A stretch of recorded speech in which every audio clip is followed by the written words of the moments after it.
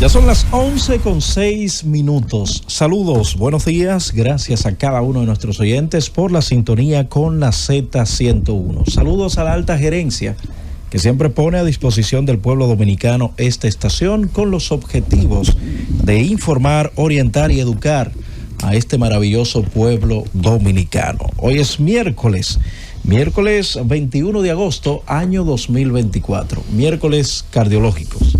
Doctora Mildred Iliana Ureña, buenos días. Buenos días, Robert, buenos días aquí a todos en cabina.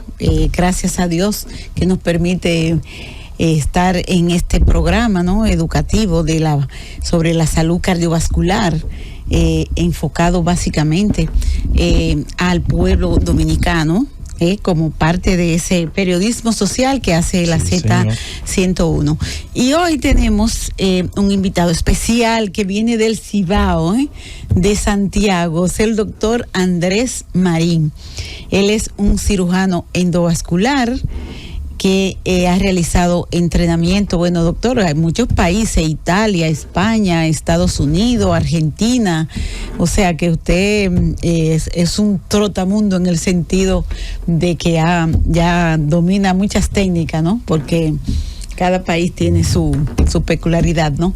Y para nosotros es un placer tener el doctor aquí que nos va a hablar de técnicas modernas, ¿no?, endovascular, que se han usado aquí en el país, y por primera vez él hizo una corrección de un aneurisma de aorta de manera fenestrada, FESBA, ¿qué se llama, doctor? FEBA, sí. Son las iniciales, exactamente, Milagros. Bien, doctor, vamos a empezar a decir, usted, esto es un programa básicamente dirigido al pueblo y por tanto hablamos en un lenguaje llano, ¿no? Describa qué es la aorta, cuáles son sus patologías. Y eso de ese abordaje, porque habitualmente sabemos que se abre a cielos rasos, era lo que se hacía antes, ¿no? Pero ya con el advenimiento de la modernidad, pues, ¿qué es eso de ese abordaje endovascular que usted hace, no? Bien. Primero que todo, muchísimas gracias, doctora, por tenerme aquí. Muchas gracias, Robert. Sí. Y obviamente gracias a los que hacen posible, pues, la existencia de esta gran emisora, y a nuestros oyentes y claro, a los que nos están viendo por televisión también. Pues mire, doctora, la aorta es la arteria más grande que tiene el organismo, ¿no? Y cuando estamos hablando de la arteria más grande que tiene el organismo, estamos hablando de una arteria que conecta el corazón con absolutamente todos los órganos que tiene el cuerpo. La matatana. Exactamente. Esa aorta viene justo desde el corazón, asciende, cruza la parte superior del tórax y luego, después que cruza, desciende. Y entonces ahí es donde se forma lo que es la aorta ascendente y luego la aorta descendente. Después que esa arteria desciende y llega más o menos hasta lo que es el diafragma, ¿no? Ahí entonces nosotros podríamos decir que esa aorta sigue y toma otro nombre. Y sería la aorta abdominal. Esa aorta abdominal es la que da todas las ramas arteriales que irrigan todos los órganos que nosotros tenemos dentro del abdomen. Llámese hígado, llámese riñones, llámese vaso, llámese intestinos. Entonces, obviamente, estamos hablando de prácticamente la principal autopista por donde corre la sangre, por decirlo así, en términos llanos, para que todo el mundo nos entienda. Una tubería principal. Exactamente. Sí. Es una tubería principal que perfectamente... Ya Robert está abusado también.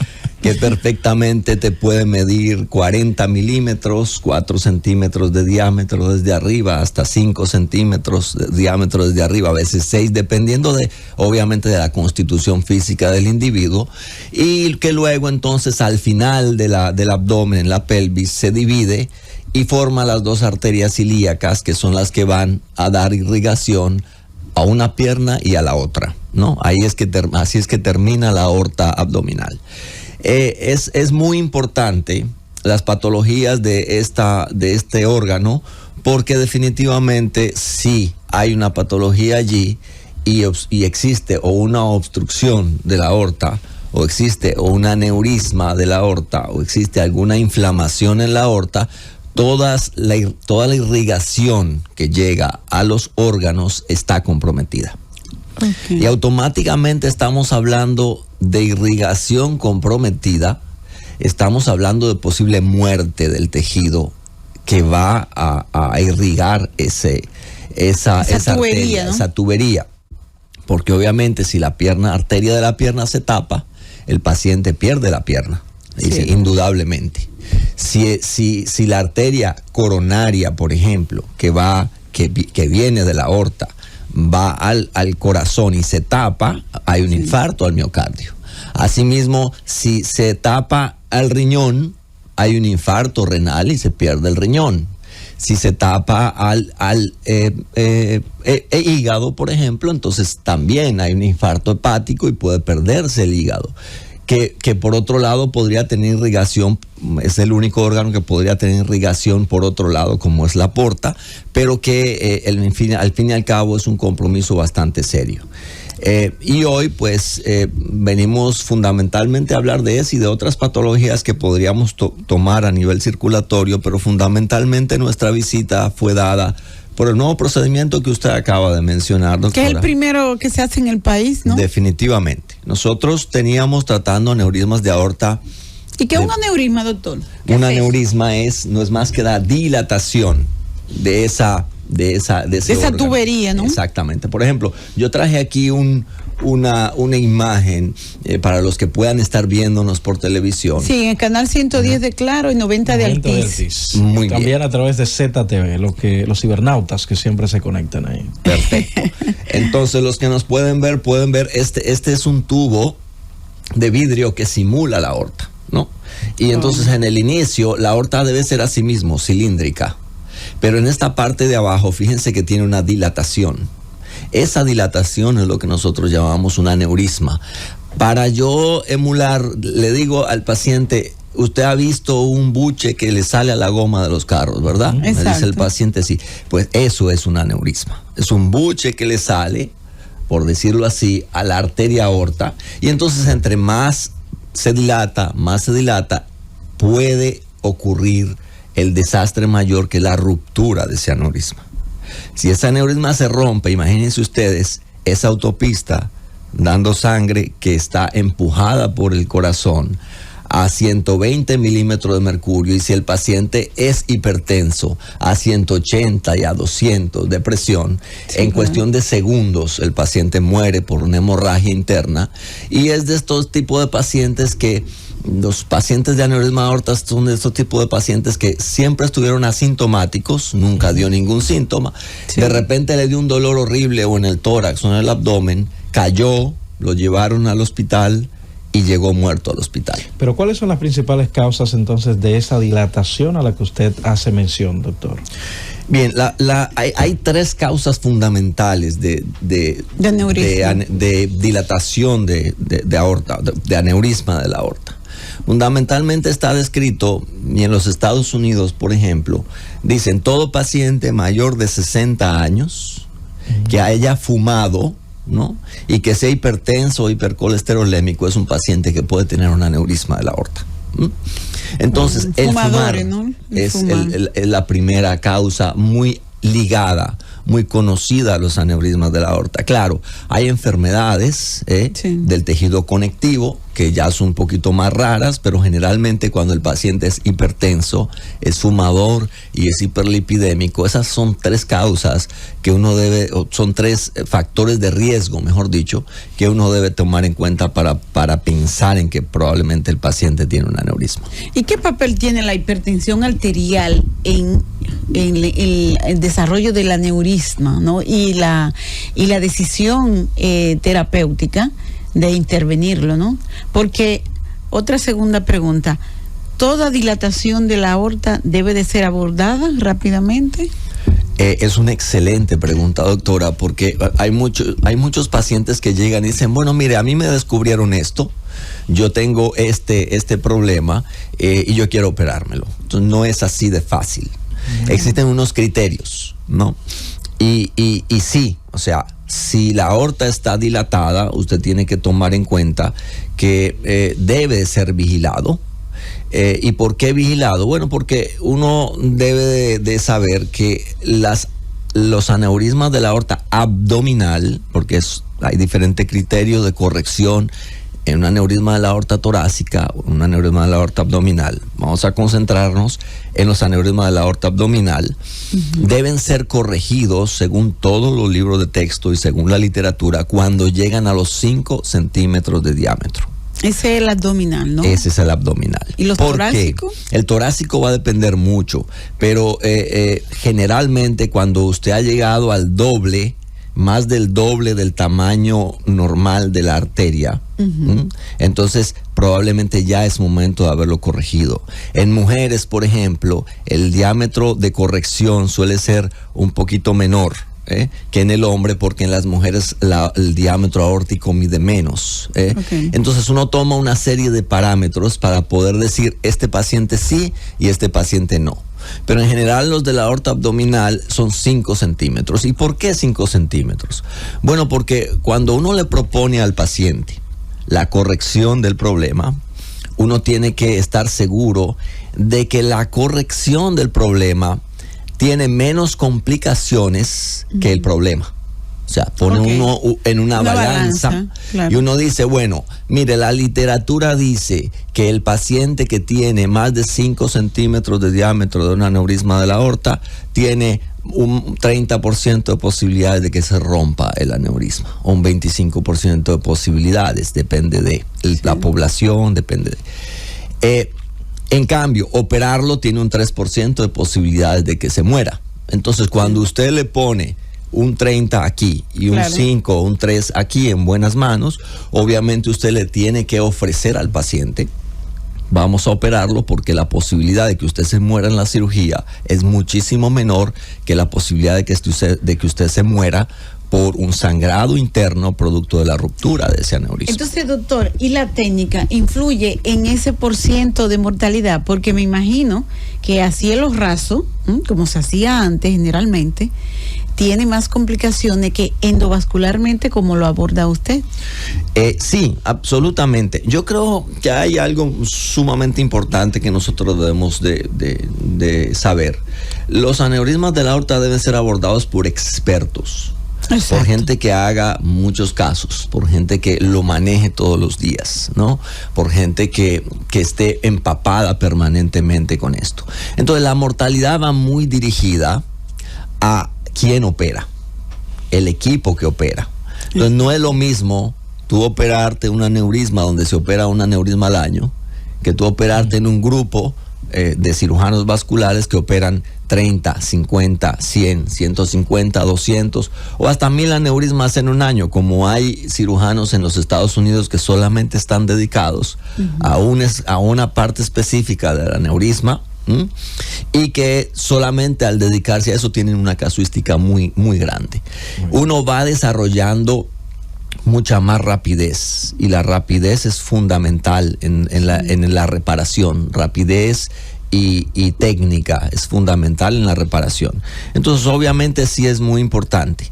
La parte endovascular vino a revolucionar totalmente la reparación de estos aneurismas. Claro. ¿Por qué? Bueno, porque por vía endovascular nosotros, por catéteres, a través de catéteres es que operamos. A ver, ¿cómo les digo esto? Bueno, si se va a operar un aneurisma de la aorta abierto, usted tiene que hacer una incisión desde aquí arriba, la apófisis sifoides, eso hasta abajo. En el caso del abdominal, porque en el del torácico, con una sierra hay que abrir el esternón, hay que ¿no? abrir o abrir el pecho. Exacto. O hacer una toracotomía, que es poner de lado el paciente, hacer una incisión desde el tórax hasta el abdomen, ¿no? Es una cirugía extremadamente grande, extremadamente traumática, con mucha pérdida de sangre. Entonces los cirujanos que hemos podido pasar por todo este proceso de empezar operando cirugías abiertas totalmente y ahora estar operando cirugías vía endovascular, sabemos perfectamente lo que esto significa. Un paciente que se hace una cirugía abierta normalmente pasa Son 6, 7, 8 horas, 9 horas de cirugía, varias transfusiones de sangre. El paciente normalmente sale con tubos por la nariz para alimentarse, en ventilación mecánica, con la sonda urinaria. Se va a cuidado intensivo, 2-3 días en cuidado intensivo de recuperación, posteriormente 5 o 7 días en recuperación en la habitación. Sí. Con las técnicas endovasculares, yo solamente tengo que hacer 2 pequeñitas incisiones a nivel de la ingle, que es entrando a través de las 2 arterias femorales, y a través de esas 2 arterias femorales con catéteres, entonces yo entro este dispositivo, que es lo que nosotros utilizamos, que es una endoprótesis aórtica, ¿no? Y eso entra a través de catéteres tan finos como un lapicero, ¿no? ¿Esa es la verdadera? Esa es la verdadera. Pero está inflada ya, ¿no? Claro, esta ya está totalmente abierta. Exacto. Okay. Esta viene como comprimida en el diámetro de un lapicero. Como un baloncito, ¿no? Exacto, entonces eso es lo que nosotros introducimos a través de las arterias femorales, de los miembros inferiores, y entonces cuando estamos aquí liberamos dentro el dispositivo. El dispositivo queda liberado dentro. Hace mucho tiempo nosotros venimos operando pacientes y reparándoles los aneurismas de la aorta por vía endovascular. Y esta es la posición en que más o menos quedaría el dispositivo, ¿no? Las patitas para las patitas. Sí. Y entonces están las arterias renales. ¿Cuál es específicamente la ventaja de lo que nosotros acabamos de hacer, y es el procedimiento por el que todo el mundo me anda preguntando, que es el FIVAR? Esto que está aquí es un EVAR, o sea, Endovascular Aortic Repair, la reparación endovascular de la aorta, y generalmente se hace por debajo de las arterias renales, ¿no? Al no tapar las arterias renales, ha sido un procedimiento que normalmente uno lo hace, a diferencia de las cirugías abiertas, en 45 minutos, 1 hora como mucho, con 2 pequeñitas incisiones. El paciente no se le da anestesia general al paciente. No. ¿Y qué tipo de anestesia? Se puede hacer con anestesia local inclusive, local asistida, el paciente, o con una anestesia raquídea, como el paciente se sienta más cómodo. Claro. El paciente puede estar despierto sin problema, el paciente puede comer desde el mismo día, y el paciente al día siguiente... Su recuperación es más rápida. Es muchísimo más rápida. Pero una preguntita, doctor. ¿La detección temprana de ese malestar también influye en el manejo? Claro. Claro. No es lo mismo una cirugía de emergencia que una cirugía programada. Porque usted decía que, de hecho, el centímetro, ¿verdad?, que tenga ese aneurisma va a depender también lo que tiene que ver con la cirugía, y que también es asintomático, que mayormente cursa de manera asintomática. ¿Cómo detectar oportunamente esa afección? Fíjate, eso es una excelente pregunta, porque de hecho los aneurismas son asintomáticos en su gran mayor parte de los casos. Cuando da síntomas es porque ya hay problemas. De hecho, cuando tú tienes un aneurisma y te está dando síntomas, eso es una indicación inmediata de reparación, porque se denomina una inminencia de ruptura del aneurisma. Si está doliendo, es porque lo más probable es que se va a romper, y eso marca automáticamente, ¿no? O una disección. Rompiendo. Eso marca automáticamente la alarma para que tú operes. Y lo que me preguntabas de cómo nosotros entonces lo detectamos. Fíjate que últimamente se detectan muchos gracias a las imágenes médicas. Vas al médico porque tienes un dolor abdominal, van y te hacen una sonografía. O torácico, ¿no? O torácico. Y con una simple sonografía se puede observar que hay una dilatación en la aorta, y entonces uno va y llega a hacer otras tomografía, angiotomografía, otros métodos diagnósticos. A mí me llegan muchos pacientes a través de los urólogos. ¿Por qué? Bueno, porque el urólogo ve generalmente pacientes mayores de 60 años. Sí, y claro. Gente que va porque tiene problema de la próstata. Sí. Le hacen una tomografía y resulta que ahí le encontraron el aneurisma. El urólogo automáticamente me lo manda: mira, encontré esto. Y entonces nosotros vemos. Nosotros tenemos pacientes que tienen seguimiento de aneurisma de la aorta de 3 y 4 años y hasta 5 años, que yo los descubrí, y que incluso van cada año, y cada año el aneurisma crece 2 milímetros, 3 milímetros como mucho, no han llegado al diámetro de corrección y simplemente le seguimos dando el seguimiento adecuado. El paciente sigue asintomático, sabe que tiene un problema y que cuando eventualmente llegue a rebasar los 5 centímetros, entonces tendremos que corregirlo. Pero hay otros que no, que llegan con 7 centímetros o con 8 centímetros o con 9 centímetros o con 10 centímetros. Sí. Y entonces esos pacientes inmediatamente hay que ir a corregirlos. Claro. Vamos a hacer una pausa, doctora. Regreso, continuamos en la